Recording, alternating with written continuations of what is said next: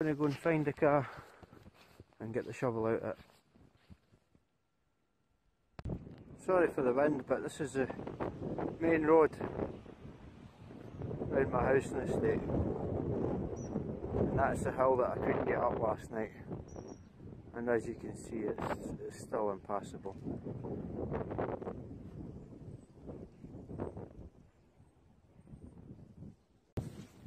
This was the only place I could get the car parked, and as you can see there's absolutely no danger in getting it out.